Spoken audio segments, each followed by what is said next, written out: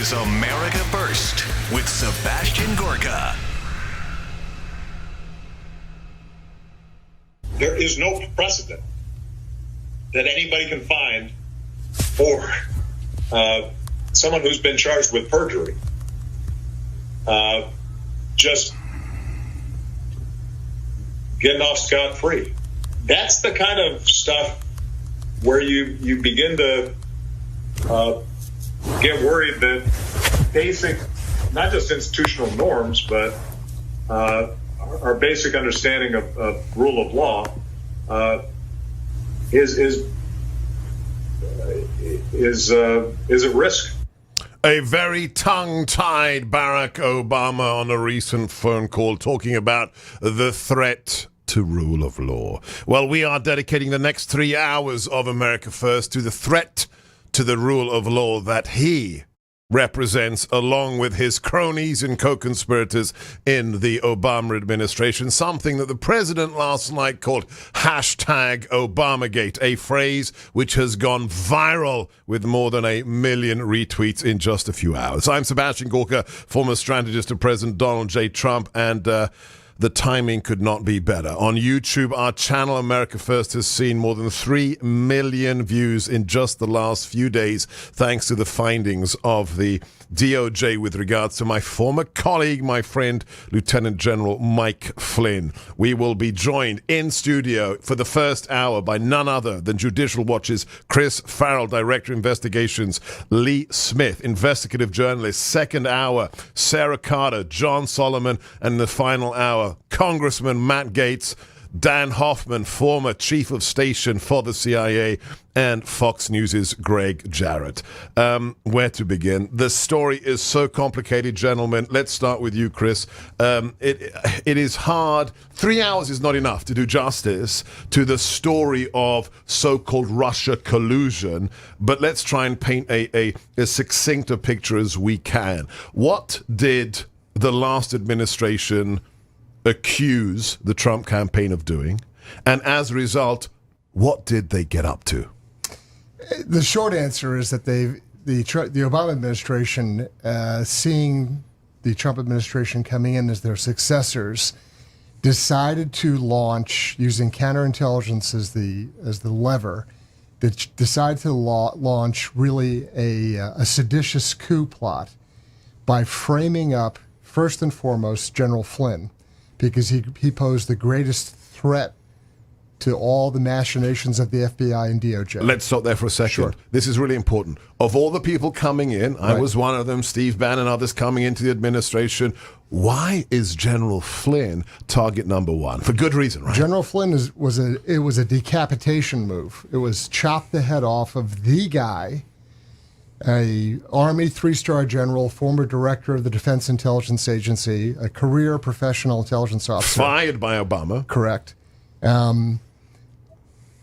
Because in about 20 seconds in office, and he started picking and pulling at this FBI, DOJ, phony Russia hysteria, the entire thing would have collapsed.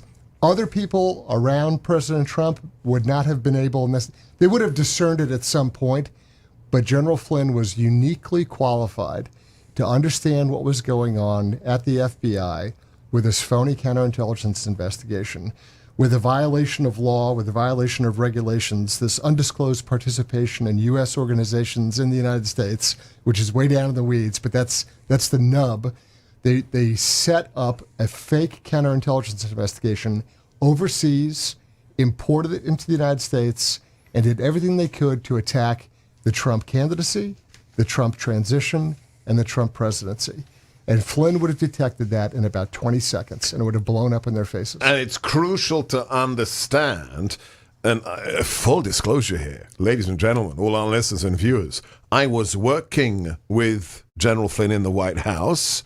I worked for him in the official presidential transition team on his NSC team.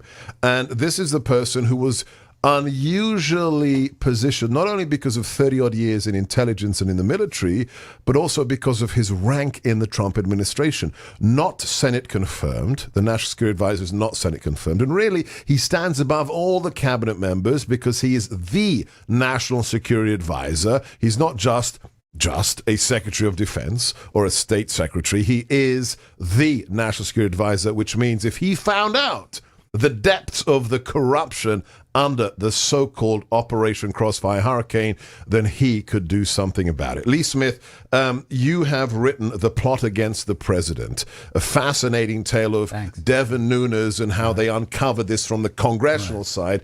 And I love the New York Post. I picked up the Saturday edition. What do I find? Amazing double spread article, guys. Get it if you can online. And who wrote it? Lee Smith. Let's jump to this week, or last few days. We're going to spend the whole hour on this. But the big bombshell for us now is all of these documents declassified, hundreds and hundreds of pages from Adam Schiff's behind closed door testimony of the Russia collusion investigation that he did not want to release. The new DNI, Rick Grinnell acting, was going to release them anyway. You've trawled through them. What did you find? I'm just going to mention a few names. Susan Rice, National Security Advisor for Obama.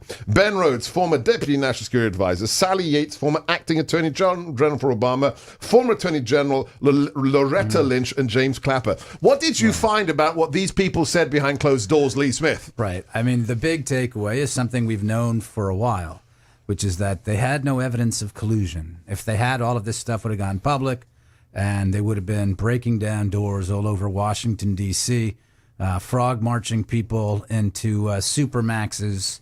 But, of course, there was no evidence of anything of the sort, and that's why these were hidden by, not hidden, but this is why Adam Schiff did not release them. Because it would have been clear there was no Russian collusion. Exactly. I mean, the reality is that the press understood this. They'd been playing along with Schiff for 3 years. There are some interesting details in these transcripts. The most interesting thing, I think, is the flavor that you walk away with. I read Samantha Power's transcript over the weekend. This is the Obama ambassador to the United Nations. Right. You read this, and she unmasked over 330 American citizens. So this is the identity of U.S. peoples caught up in surveillance of foreign nationals, foreign agents, whose identity should be protected under the Constitution, but can be, for special purposes, unmasked. And she, UN ambassador, unmasks hundreds of American identities. It's amazing. And you see when she's asked by Republican investigators that you understand that the entire culture of the Obama administration was one in which espionage and spying on other people played a central part. So again, there are very important things that you find. There are certain details that you find that are important, which I wrote about today for John Solomon's publication. Just the news. Yeah, well, we can talk about that later. But again, the big feeling that you have when you walk away from it, and I think this is very important to keep in mind, especially now in light of Barack Obama's comments. Exactly. Because what we start to understand is, right, the FBI is certainly an enormous part of it. It was done first for the Hillary Clinton campaign, but then you see what the Barack Obama administration was up to, and this is central. I'm of the opinion that General Flynn was targeted by a number of different people for a number of different reasons. The FBI went after him for one reason. We'll talk about Brennan. We'll talk about the unprecedented tri-agency operation that was done against the political campaign. We are talking with Lee Smith, the author of The Plot Against the President. Check out his latest piece, Saturday's New York Post, and Director of Investigations for Judicial Watch, Chris Farrell. Support Judicial Watch right now. Also, okay, that was great. Next question is going to be the CI component of how on January... What is it? January. What I've got the date. The Oval Office brief? The Oval January Office brief 5th. Yeah. That they tell him about the P dossier, but not the fact that Flynn is being spied on. You mean the brief of President Trump. That there's that's the 6th. That's 6th of January. Yes, and when the fact that there's no defensive briefing about. Yep. That, like, how does that fit into CI? right? Yeah, it is the definition of what you're not supposed It's not to do. supposed to do. Yeah. Right, Why? yeah. Why is that? What's the? Because you're supposed to do a defensive briefing Yeah. of the targeted, agency or individual. So you say to them, hey, You don't talk about, you don't talk about prostitutes pissing on a bed. Right. You talk about. we have reason to believe that so-and-so and so-and-so is being targeted, and this is how they may be doing it. Right. So, you're not going to brief everybody necessarily, but you would certainly... Yeah, but the idea that you brief the leave it leadership. out. Yeah. Right. And then But you talk about the deliberate- one that you're later going to say in Congress is salacious and unverified. Comey says, that's the one I want to brief you on. Yeah. But you leave out the one about Russian moles running around the And then run administration. downstairs to your car and And read out of a memo. Yeah, right. Yeah, And it's then, a scene. they claim it wasn't an FBI document. Right. It's a scene right out of a movie. So the car's running. He's got the computer going. Government computer. Right. Rotten G-Man. it's That's private the name of the movie. Corrupt G-Man. Write that radio play. All right, I'll be the That'll narrator. be it. Write it. Rotten G-Man. Rotten How's G-Man. that? Dean Cain to act in it. Who? Dean Cain. Dean Cain. That's a great idea. I heard his reading. Someone told me his reading, the Strzok and Page stuff. I heard it was fantastic. I so wanted to hear it. I couldn't. I had the show on because they did it during CPAC. You should get them to perform it here as a radio. We should do a little. We should do a little play. snippet. Absolutely. Yeah, I love that. God, it would be a fantastic radio play because that's what you need. You just need the voices acting it out. Actually, you don't have to see the people. I'll just get a clip from them. That's a great Yeah. idea. I'll get them to send That'd me a be a clip lot. That because they would be filmed very it. fun. They filmed the whole Right. thing. That's a great idea. Lovebirds. The FBI lovebirds. Right.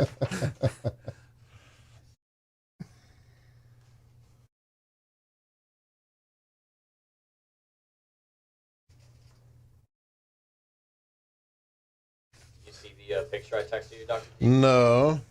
We hit over 1,000 viewers by the end of the first Oh, that's crazy. and it's still going up. All right. Hashtags. Obamagate. Over 3 million tweets, by the way, in that hashtag. 3 million already. As of today, yeah. Wow. And how long have I been using the phrase Obamagate?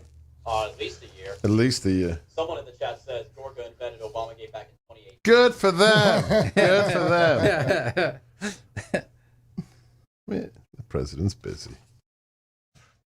I know Sebastian well. Listen to him. He's with us. Thank you, Mr. President. We are here for our 3-hour special on hashtag Obamagate. We have never had so many viewers on the live stream. Welcome, all of you. God bless. And we will be posting all 3 hours, each individual segment on YouTube as well, Facebook and Instagram TV. I'm Sebastian Gorka. This is America First. Quick question for you.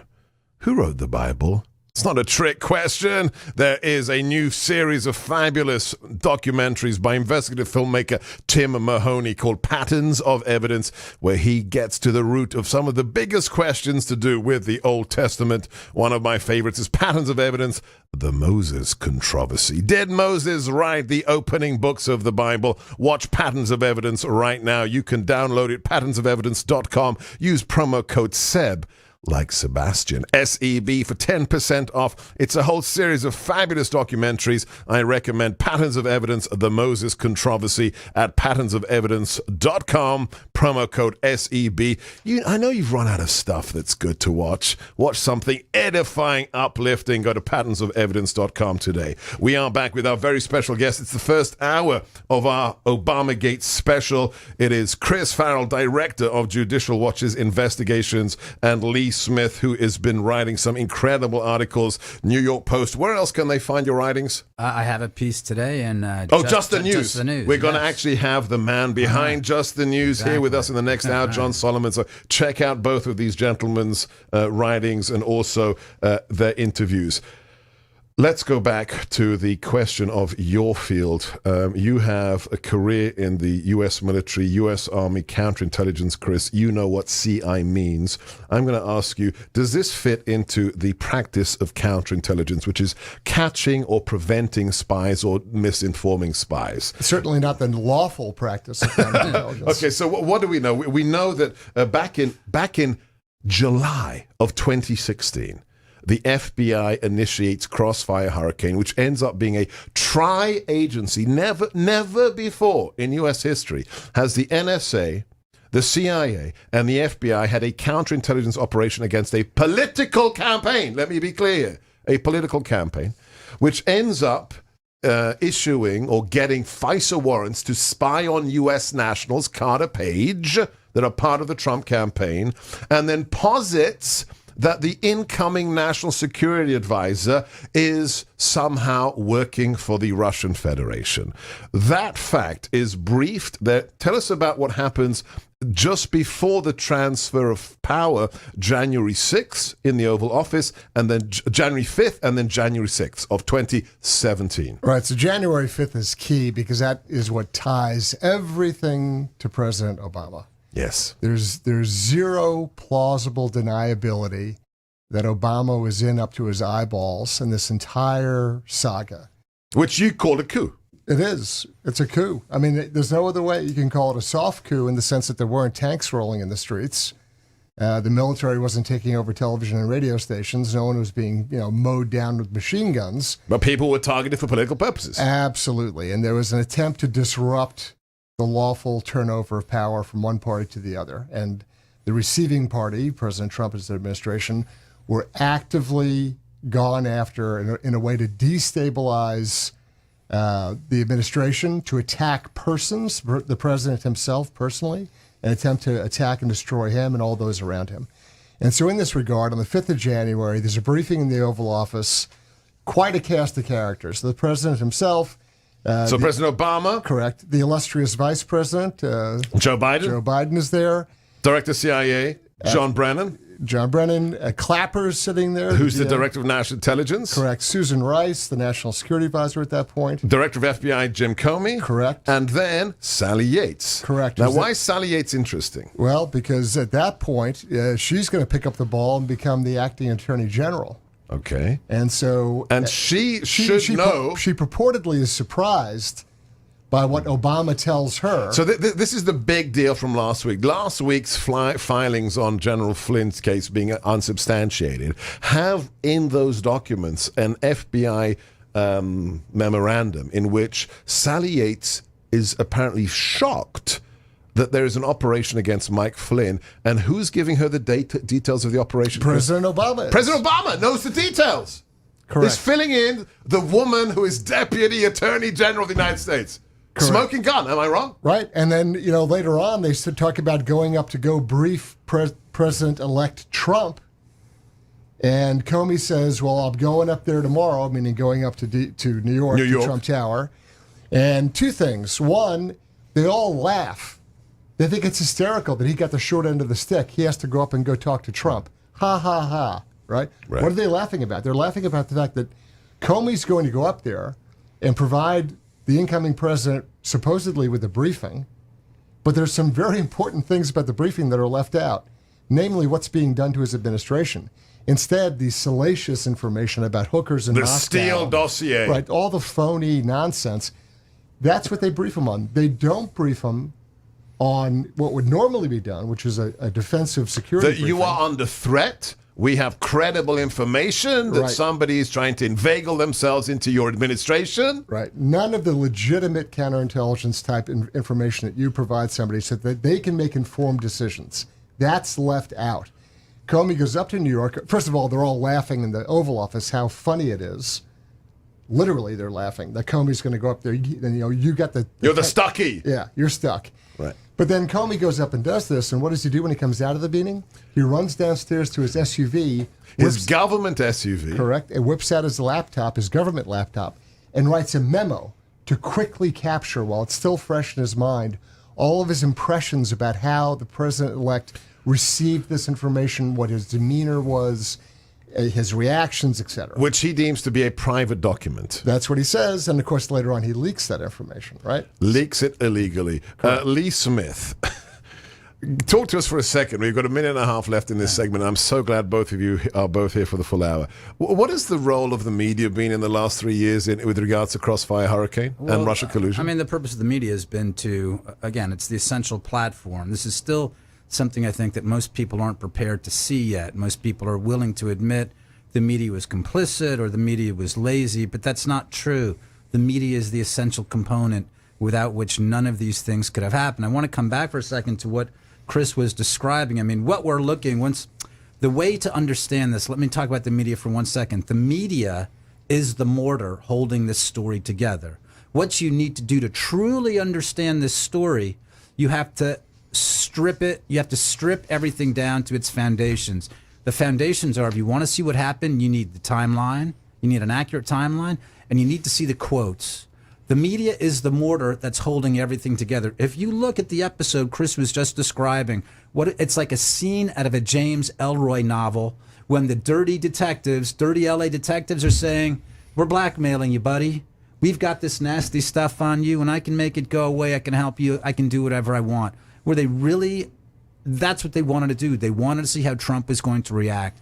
This was not a defensive briefing. This was not to help the president. It was to blackmail and put him in a bad place. And not only that, what people miss is that the FISA warrants were reissued, were re-upped after Donald Trump was sworn in as president, which means we're not just talking about undermining a presidential campaign, we're talking about spying on a new administration. I'm Sebastian Gorka. This is America First on the Salem Radio Network. Don't touch that dial.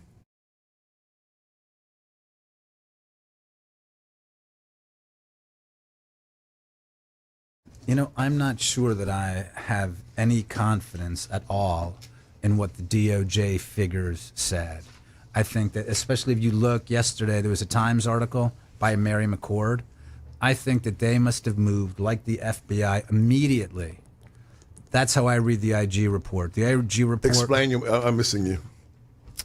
I'm not sure if Sally Yates really didn't know. Oh, that's what you intimated. Yeah.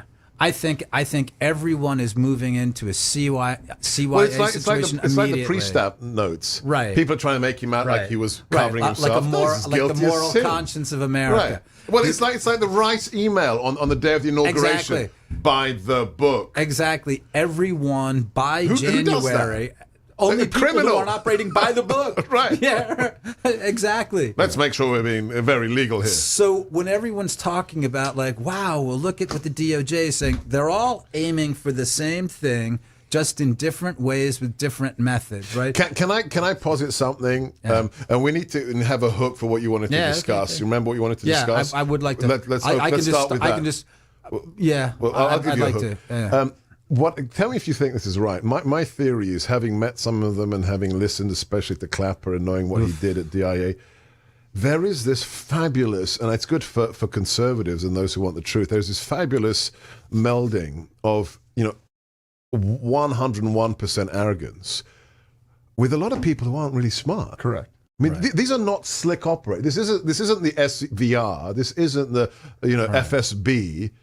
These are not smooth operators. They're incredibly arrogant, and they're also they're sort of drunk on their own wine. Yeah, full of themselves. Right? It's this notion that, hey, look, particularly FBI guys, right? We got the badge and the gun, so here's your choice. Yeah. I'm going to arrest you, or you're going to cooperate with me. Right. I'm going to put your son away. You pick. Right. Which way are we going to play this?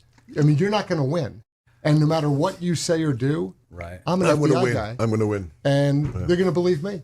If we go in front of a judge and I swear that you said X, Y, and Z, and you go, no, I never said that, who's going to win? And they're so used to that. And I mean, increasingly, we've seen outrageous abuses and crazy, and God love them. I hear Hannity get on and talk. 99% of the FBI is great. If there's not one whistleblower, show it right. Where are the whistleblowers? Show absolute me right. Garbage. Where are the whistleblowers? There are a lot of great guys and gals in the FBI. I'm not knocking. But if the institution weren't corrupted, we'd have some whistleblowers. Correct. We don't have any. I know. You're not telling me there's one terrible. grunt who didn't know this was coming on? It's one grunt? All they're worried about is hitting 20 years and getting their retirement and buying their bass boat. This is the biggest damage. I mean, it really is. Because I don't think Americans trust these agencies Certainly anymore. not people on the right. The real left didn't, right? Until they became, secret police fans. Yeah. And what you're saying about these guys, though, the other thing that always struck me reading the Struck Page stuff, it's like, if you're looking at Arab regimes, Mukhabarat regimes, those are really nasty, ugly people.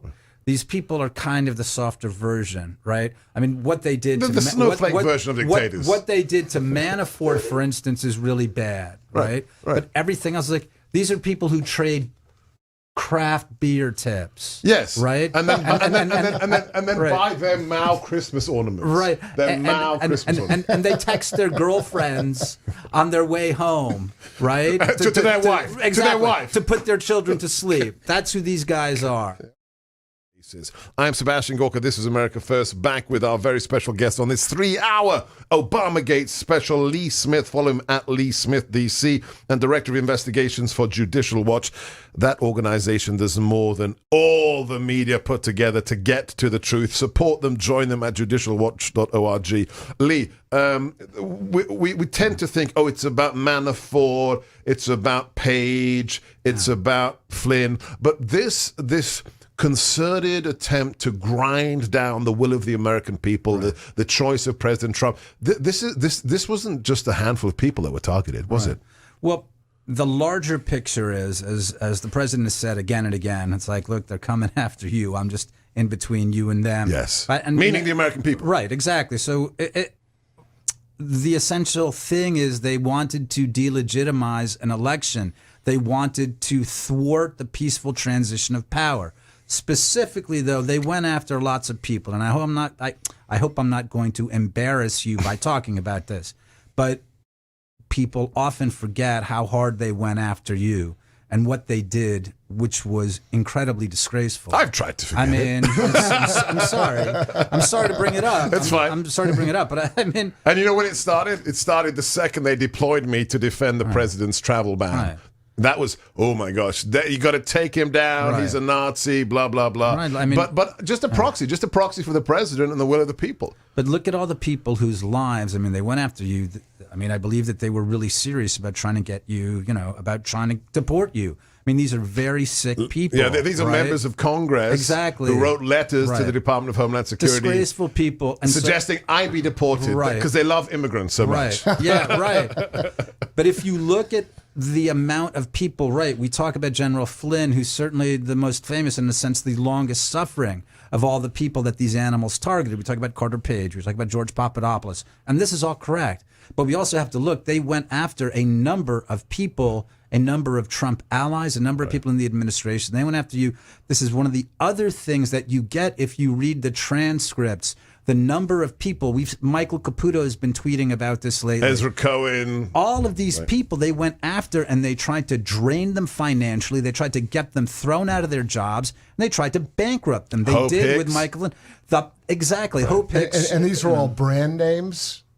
I can tell you because I've talked with dozens of them.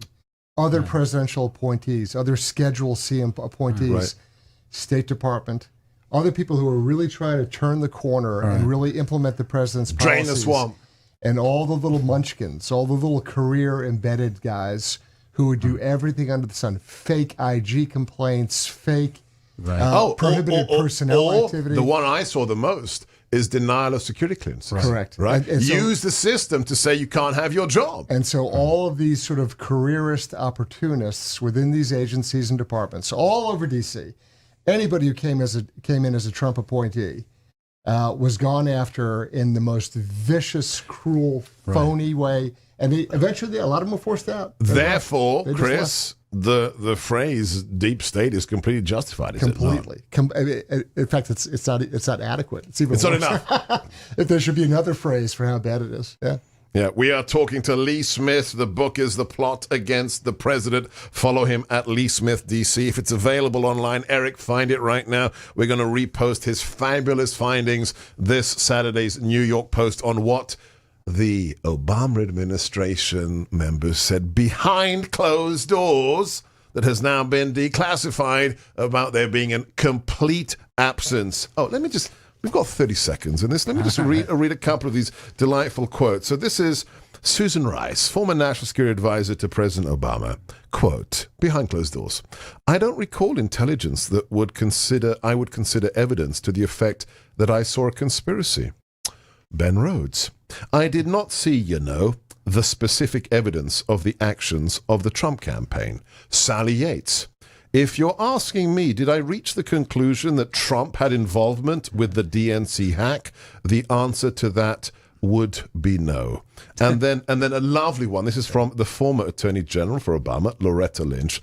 I can't say that it existed or not. Is this a philosophy class, or are we talking about evidence? I'm Sebastian Gorka, back with our friends Lee Smith and Chris Farrell in a moment. This is America First, across the nation, across the globe, from... Okay. All right, don't worry. Where are we? Oh my gosh, 2 segments left. Okay, this is a nice longer one. Have we talked enough about Flynn? What's important to you guys? I think it gives an indication of what the Durham guys are hard at work, and what it could indicate. All right, so we'll talk about expectations. I'll ask both of you guys expectations. And the other thing is, it's expectations, and also says not just what the Crossfire Hurricane team was about, but also what the special counsel prosecutors were about. And there are some people who should be in trouble there. Excellent. God willing. God willing. You seem to enjoy this show as much as I've ever seen anyone enjoy. I mean, radio's a lot of fun, but all the transitions, all the stuff. He said, "You do realize what we get paid for? We get paid for telling people what we think for 3 hours. Yeah. Like, come on." And unlike being a professor, I don't have to grade papers. Yeah. And be critiqued by the department chair, or have the complaints filed about your PowerPoints. In the DoD, that wasn't a problem. Yeah.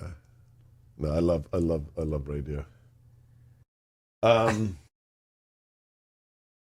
It is great to hear your voice. It's just like, all right, this is fun. Write the play. I want to. Do the play. I want to. Write the play. I want to. I always like doing the voiceovers. Right.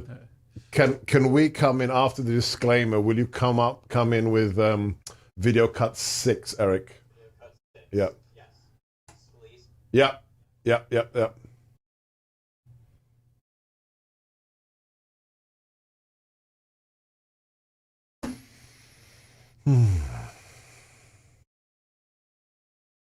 Solomon just got a huge treasure trove of FOIA documents. Oh, yeah? Yeah, Right. that prove that, who was the Ukrainian ambassador?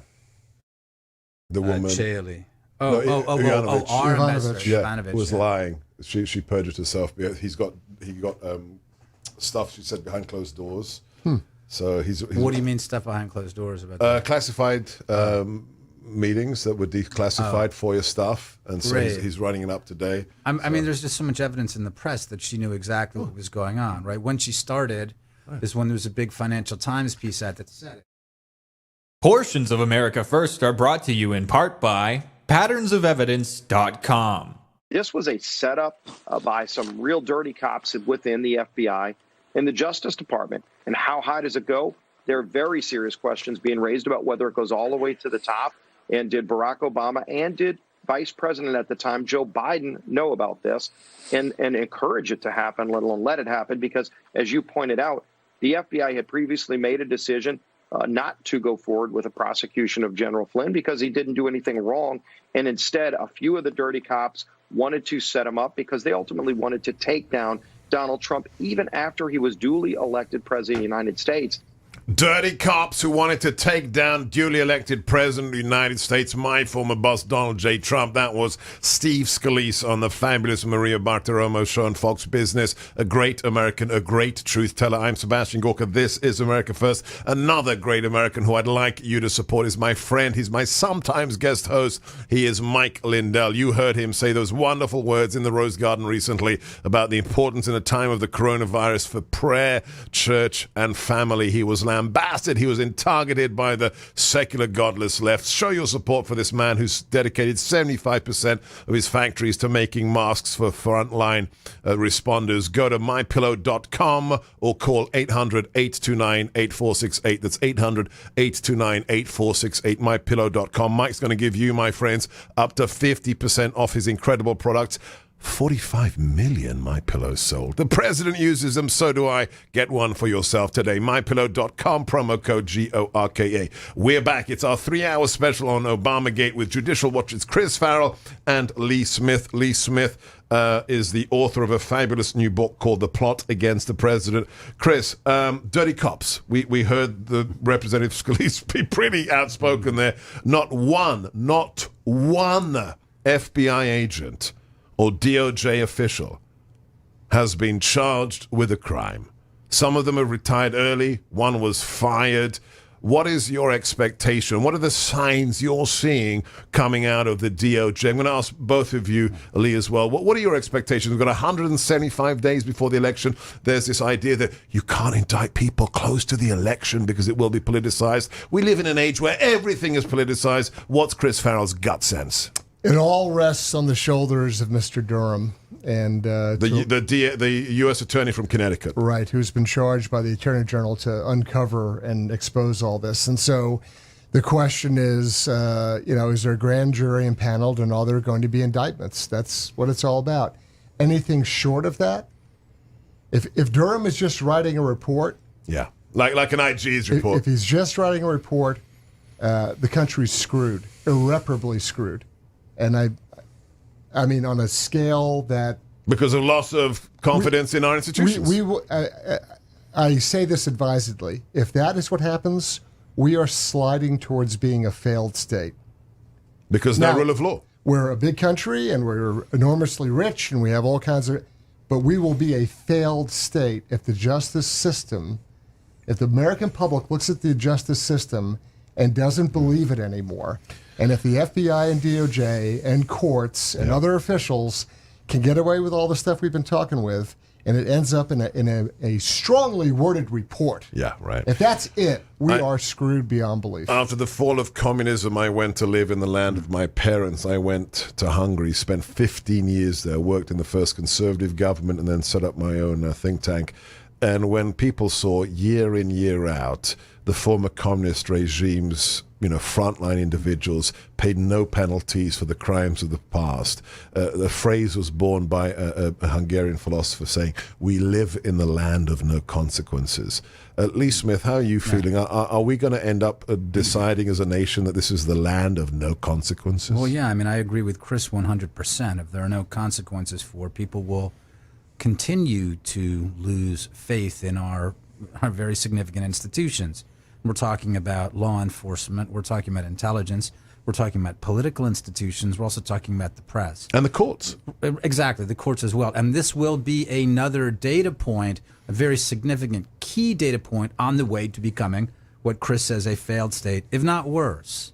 Right? But I am actually the Flynn documents that came out last week that we've seen over the last 2 weeks, it makes me very optimistic. Because these were documents that didn't just magically appear, but that AG Barr and Durham had to say, Sidney Powell, Mike Flynn's new attorney, needs these. Right. Released from DOJ. So that makes you feel good? Well, yes, because look at what the documents show. I mean, the documents show that the malfeasance at the FBI goes, as they describe in these documents, to the seventh floor. Meaning leadership, meaning James Comey and Andrew McCabe.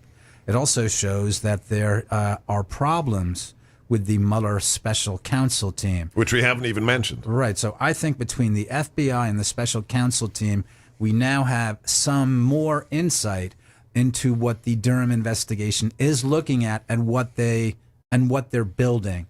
And just to have a little aperture into that and see how much stuff they already have, what people have said, what they know. And it was Attorney General Barr who made the decision to withdraw charges, right? He understands what's happening. He himself called it in an interview a perjury trap. Right. So I'm optimistic. And in the last minute we have, it is significant, is it not, Chris, that in one of his first testimonies before Congress, Attorney General Barr said in a question, he isn't just concerned with what the FBI was up to. He is very disturbed about what was happening in the whole intelligence community. Isn't that significant? It is very much so. And he was, so bold as to use the word spying, which made all kinds of people... Because Jim Comey says we don't spy against Americans, right? Which is the worst sort of legalistic mumbo-jumbo when you say, all right, so then you conduct... surveillance. Court-mandated. Yeah. Lawful concealed monitoring and electronic surveillance. Congratulations. Regular, normal people... Or not so lawful. Yeah. Or not so lawful. Yeah. Yeah, but normal people don't talk that way. They call it spying. Just like when the president said, "Obama wiretapped me." Guess what? Right. Yeah. Guess what? Obama wiretapped. And then, of course, Okay? that's the phrase that the press actually starts using, a shorthand, wiretap. So what was the problem when the president said wiretap? Now you say wiretap. I'm glad we still have our sense of humor because we need it in the spirit of the Gipper, in the spirit of Ronald Reagan. We remain happy warriors. I'm Sebastian Gorka. Follow Lee Smith, DC, and go to judicialwatch.org. Support this incredible frontline organization that is fighting corruption. I'm Sebastian Gorka. This is America First. Are you? Last segment, super short, 3.5 minutes. So maybe the easiest question would be to each of you. What is the most important thing that most Americans might not know about all of this that might have been missed? Okay. Right. Something. I know what I want to do. Okay. I want to cut all the way up to Obama's statement and say what this is about. And how's that? Perfect. Okay. Good. I'm growing kale, by the way, on my roof. I'm a little. Keep it away from I'm me. a little, I didn't know how to respond to that. When I show up here, I come to Virginia, and this is what happens. One of my friends Someone's who making heard me fun say of that sent me this. What is A it? mini kale. Oh. I can grow kale in my studio. I'll grow it. I'll put it in my roof. I mean, That's fine. I'll keep it behind my Predator and my Bin Laden. no, It's nettles. It's just somebody repackaged nettles. It's not a real thing. Kale is not a real thing. I deny it. You want to hear funny? They one of the things they mix in with rice now is the quinoa. Quinoa. right. Yeah. Quinoa. Yeah. So a friend of mine is Peruvian, and they said, that's what we used to feed chickens. The in animals. Peru. really. And it was like if you were starving on a street corner, you wouldn't give like a bowl of. You'd be quinoa. insulting. Right. That chicken fruit. Even the homeless dude doesn't deserve that. But some very slick American agribusiness guys said, "Hey, what's that?" Yeah. It's like kale. It's like, here's a weed. Let's sell weeds And to they you. turn this thing And it turned into a thing, and it was like garbage. Like no one would eat it. Yeah. Why am I not surprised? Clever, very clever. Portions of America First are sponsored by Moral Compass LLC's No Safe Spaces movie. Someone's identity is stolen every 2 seconds. Good thing there's LifeLock. Thank you to all our sponsors, especially now in the time of the COVID economy, the Chinese virus. God bless you all, and thank you for patronizing our sponsors, because that's how real talk radio works. We are back with Judicial Watch's Director of Investigations, Chris Farrell. Follow them at Judicial Watch on Twitter, and Lee Smith at Lee Smith DC. Last big question of the hour, gentlemen. Thank you for being in studio for our 3-hour Obamagate special. What is the most important thing that perhaps those who don't follow the DC swamp religiously should know and may have missed, Chris? The Trump administration's Justice Department under Attorney General Barr is still fighting us. Judicial Watch. Still fighting us in court on the release of records and documents. For example, most egregiously, it's the FBI's legal position that the thousands of text messages between Strzok and Page, text messages they say they're not FBI records. What? Correct. On their FBI phones? Correct. So they, to this day, in literally dozens of cases we have about emails, records, text messages, all sorts of communications, all sorts of records and files, the existing administration's Department of Justice is fighting us tooth and nail not to give us records. That's why, and he'll be on the show, he'll be our last guest of the day, Greg Jarrett, last couple of days, wrote a piece for Fox News, Christopher Wray must go. The current incumbent at the FBI, the director, is a swamp creature. Amen. Lee Smith, last thoughts. It's not something that people don't know. It's my confirmation of something that people have suspected for a while, which is what we saw last week when Barack Obama leaks this message. People are right to discern concern in his voice. However, the big thing is why he is surfacing at this time to raise his hand, right? Joe Biden, as even Democratic voters know, no longer exists. There is no such thing as Joe Biden. He is an avatar, right? He's an empty shell. So who is it? It's Barack Obama.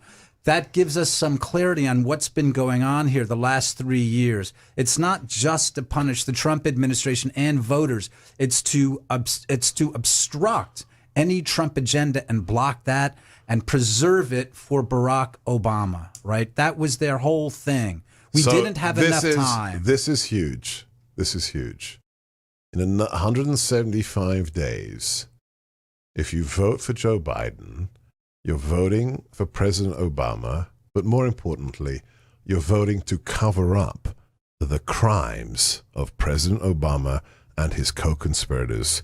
Fabulous note to end our first hour on. Buy this man's book, The Plot Against the President. Lee Smith on Twitter, Lee Smith DC, and support this incredible organization, Judicial Watch, judicialwatch.org. Thank you, Chris Farrell. Thank you, Lee Smith, for being in studio, for kicking off the first hour of our 3-hour Obamagate special. Don't touch that dial.